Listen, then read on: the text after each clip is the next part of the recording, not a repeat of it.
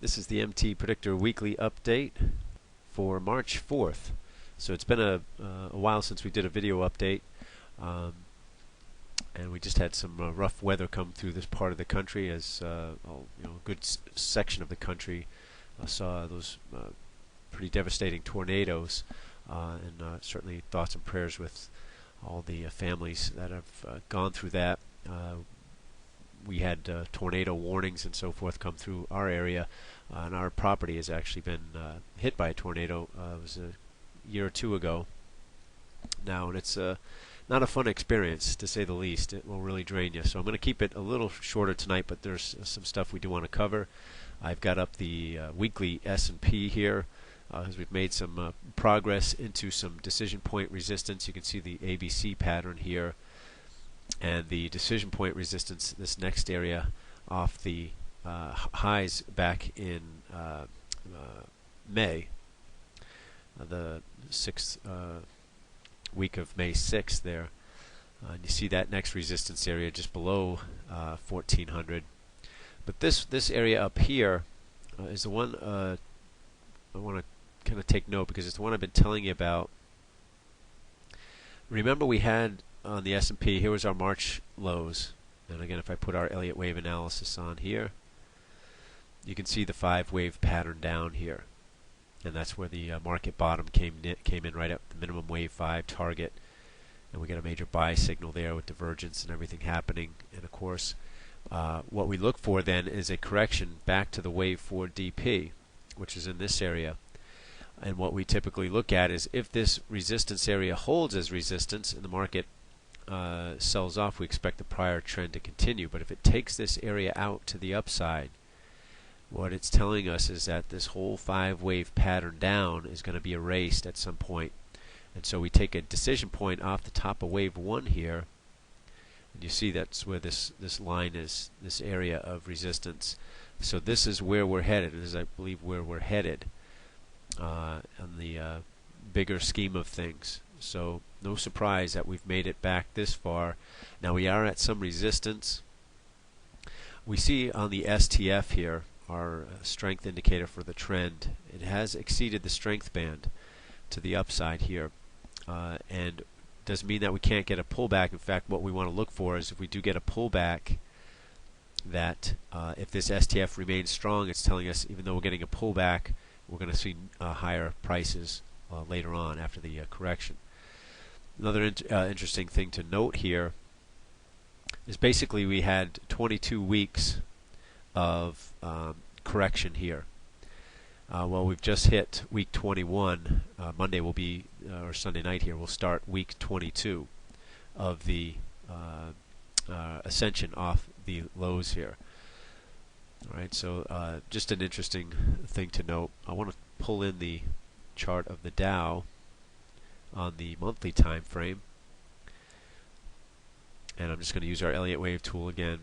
I'm looking at the intermediate pattern here, and you see the 5-wave pattern off the March 2009 lows on the monthly chart here. So we're in the minimum wave 5 resistance. Now we don't have any red sellers candle here. Obviously the bigger trend is up, but you see how we had the red sellers candles here, were telling us the sellers were overcoming the buyers in the resistance areas. Same with the finish of wave 1 here. We got our red sellers candles telling us the sellers were now overcoming the buyers. The blue candles tell us the buyers now overcoming the sellers in the support area in wave 2. Alright, so we had a big, we had our red sellers candles at the top of wave 3 here, went to gray, which means neutral, and then the buyers stepped in the wave 4 support here with the blue buyers candle there. I should expand this a little bit more, make it easier to see for you.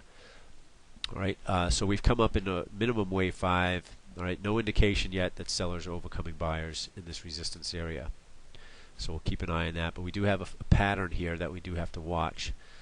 In monthly correction, we take a DP, always take a DP off the wave 4 swing. Alright, that would be obviously bigger picture stuff. Now, obviously the Dow has been, especially if you talk to the average person on the street, they're talking Dow 13,000 and maybe Dow 14,000. and they're seeing that the value of the Dow is rising, but what is it rising in terms of? It's rising in terms of currency, or the dollar. All right, if we take a look at, this is always just to keep things in perspective here. If we look at a chart here, it's from Macro Trends, but this is the Dow valued in gold, and you can see the Dow is actually crashing when it's priced in gold. All right, so it's taking more and more shares of the Dow just to buy an ounce of gold. All right, that's what you call your currency being worth less, so to speak. Another interesting chart that I thought I'd share with everybody is this one. This is from Sir Charles from pricedingold.com. He had a couple interesting charts that I thought were worth sharing, and this is Berkshire Hathaway measured in grams of gold. If you've if you purchased shares of Berkshire after 1999, you basically lost 75% of your value when priced against gold. All right, so this is not something I'd want to own.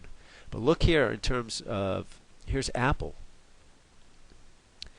Apple is actually showing true growth, even measured against gold. It's actually growing in value. All right. That's a huge difference if you can buy those assets that are actually growing in value and not those that are decaying against gold. So just a couple interesting things I thought I'd share with you there. Let's take a look at some of the other markets before we finish out here.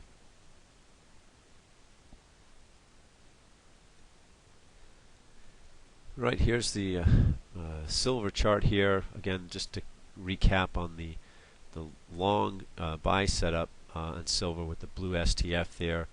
You see the target is calling for new all-time highs in silver.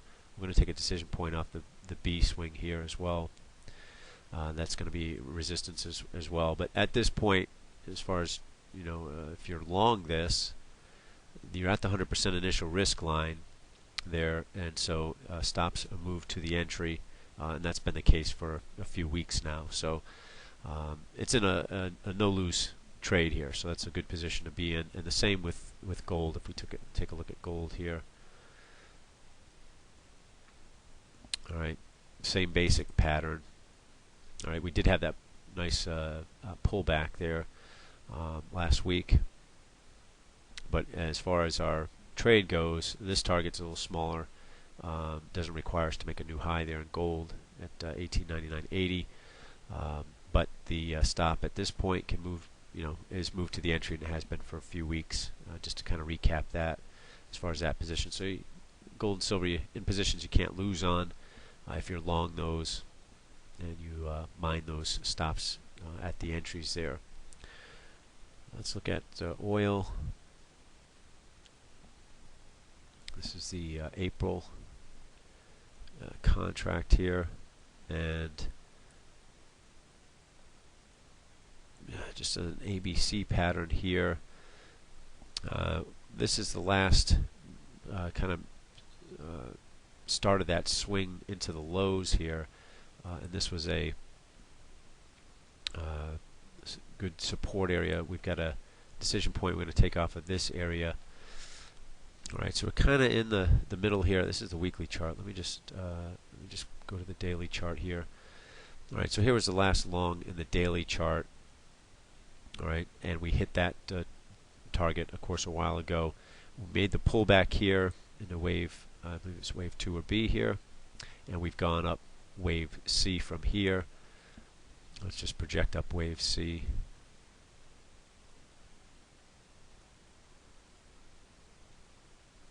Okay, and actually closed above that wave C. So they take these highs out.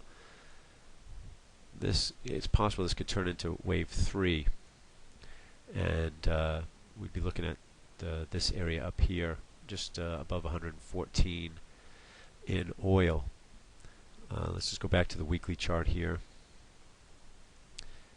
This should be major resistance, and again, this would be over 120, probably about 122 in oil. So watch that level if we do get up there. Not seeing any particular strength yet in our STF. and had some sellers coming in on Friday there, so we'll keep an eye on that. Alright, here's Goldman Sachs on the daily chart here. Oh, here was the last trade setup. This was not a standard trade setup because the trend was, the STF was still down here. But you can see it hit that target. Our line in the sand again was that $100 level. Goldman above $100 was going to be bullish for the markets. Goldman below 100 was bearish and signaling the market was going to go down. So it finally did was able to hold above 100 and is hitting that second typical wave C target now on that. So things definitely more bullish than bearish. And in terms of when we're looking at the price of the Dow here, again this is the monthly chart, into some resistance. Does this mean, even though we know that the Dow, the S&P, they're all crashing in terms of being priced in, valued in, against gold? No, it doesn't mean that this market is not going to continue higher. In fact, I think it will, albeit we could have some nice healthy corrections, maybe some severe ones. But you can see this was the area we came with QE1 and QE2 and the artificially low interest rates. As long as that remains in place, you know, when interest rates are low, stocks will grow, and I think you're going to see the market overall continue to move higher. There will be a point at which you know, they're going to have to begin to move those interest rates, and that's when things should get interesting. Alright, so that's it for this week. We'll be back next week and we'll do it all again. Have a great trading week, everyone.